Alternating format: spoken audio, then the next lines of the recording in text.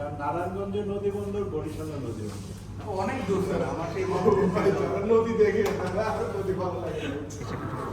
তারপরে হঠাৎ একদিন মেইল আসার পরে হেড অফিসে আসলাম, তারপর থেকে এখানে যে সত্যি কথা আমার এই আগে মানে কাজ করতে অনেক ভালো লাগছে।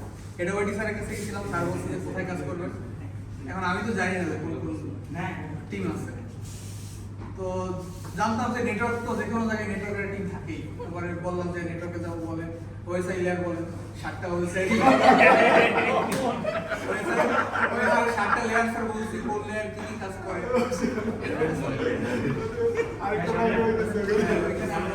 আমাকেও ভাই হতে এইটাই জিজ্ঞেস করছিল। তো তারপরে এখানে আরিফ স্যার ছিল, ওয়েবসাইট টিমে আরিফ স্যার বলছে যে পপুলার টিমের লোক নাই, পপুলার টিমে দিয়ে দাও। তারপরে স্যার কি মনে করে শাওমের কাছে পাঠিয়ে দিল যে রেফার টু নেটওয়ার্ক টিম। তারপর আমি আসলাম সব স্যারের কাছে, ওদিন একবারে সুটেড বুটেড ছিলাম। স্যার আমার নিয়ে হাসতেছে, আসছে নেটওয়ার্ক টিমে কাজ করবেন, করেন, দেখেন কেমন লাগে। 7 দিন করেন, তারপরে সেই 7 দিন থেকে আজকে 3.5 বছর হয়ে গেছে। কিন্তু ওকে শপথ ভাই আপনি সুটেড বুটেড অবস্থায় ইয়েতে একটা পাঠিয়ে দেন নাকি? তো আমি একদিক থেকে একটা লাকি যে আমি মানে অন্যান্য টিমের থেকে আমি একটা ভালো টিম পাইছি, ভালো একজন বস পাইছি। না না, অন্যান্য জায়গা থেকে লেভেলে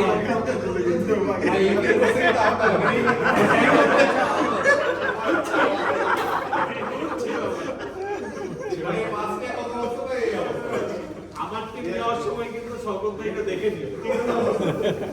সত্যিকার অর্থে আমার টিমমেটরা অনেক মানে আমি সবার থেকে ছোট টিমে, সবাই অনেক মানে ভালোবাসা করছে, স্নেহ করছে। কিন্তু তুমি নাজনীনার পর বিরোধে চলে গেল না? না, নাজমি আপু আমাকে ভালোবাসতো। তো সবকিছু মিলে আমার এক্সপেরিয়েন্স খুবই ভালো। এখন আপু চাকরি ছাড়া পর ছেড়ে দিতে থাকতে পারবো না। আপু চলে গেছে যে তুমি ছেড়ে দিছো। পজিটিভ কথা বলো, কিছু নেগেটিভ কথা ভাই যেগুলো স্যার আমাদের লার্নিং কিছু নেগেটিভ বলে দাও না, নেগেটিভ স্যার ওইরকম কোনো কিছুই নাই। আবিরের সম্পর্কে কিছু না, আমার বিয়েতে যাওয়ার আগে সবাই অনেক প্যারা খাইছে। এক গান থেকে আরেক যারা গেছে তারাও বলবে। কিন্তু তুমি যে এই যে আনাজকে কেন দেখতে পারো না এটা বলে দিও। বড় ভাই ছোট ভাই সম্পর্ক। উড়ে চাপা। তো এখানে যারা আছে সবার সাথেই মানে সম্পর্ক আমার সাথে পার্সোনালি মোর দ্যান কলিগ সম্পর্ক। তো সবার সাথে খুবই ভালো সম্পর্ক। খারাপ সম্পর্ক কার সাথে? খারাপের সঙ্গে। খাওয়াই দিও। সারাদিন খালি কুটুমুটু ওগুলোর সাথে আমার বেশি মারামারি হয়েছে, লাগতো সবসময়। এই রুবেল কিভাবে ভালো হবে এটা? ও ভালো হবে না। ঠিক হয়েছে। কিছু আর হচ্ছে আলিমের পাশাপাশি বসতাম ও সবচেয়ে বেশি মিস করবে সবকিছুতেই। আমি তো শুধু কাছে গেলে আলিমে আমাকে হেল্প করতো যে কোনো কিছুতে। আর একটু অ্যাডভান্স লেভেলের কাজ আমি ম্যাক্সিমাম টাইমে ইয়ামানের আপুর কাছ থেকে শিখছি। এ যাবত যাই শিখছি। আপু তো একদিন দেখলাম যেই ঝাড়ি না, দিতেছে আপু ছাড়ি দিত। আমি ওই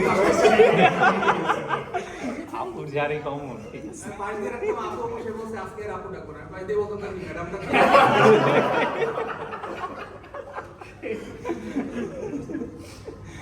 তারপরে খালিদ ভাই, মেহেদি ভাই এদের সাথে সম্পর্ক মানে ভাই ব্রাদার সম্পর্ক একবার কলিগের মতো কোনো কিছু নেই। নসিন আপু মানে সে আমার সাথে সম্পর্ক তুই তুই করে সম্পর্ক, আপু তুই করেও ডাকে মাঝে মধ্যে।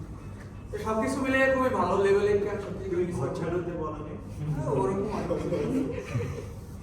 আর আমি যেহেতু এখানে সবাই ফ্যামিলির সাথে থাকে, আমি থাকতাম একা তো ঢাকায়। তো আমি হচ্ছে অফিস দিয়ে যাওয়ার পরও অফিসের লোকজনের সাথেই কথা হইতো, তো একা মনে হতো না। তো এখন মানে আমি ফ্যামিলির সাথে এখন আবার ফ্যামিলিতেই তো ফিরে যাচ্ছে। হ্যাঁ, তো এই দিক থেকে আমি গ্রেটফুল সবকিছু মিলে। তো সবাই আমার সাথে দোয়া করবেন যেন মানে যেখানে যাচ্ছি ভালো কিছু করতে পারি, ভবিষ্যতে কোথাও না কোথাও দেখা হবে। দাওয়াত দিবা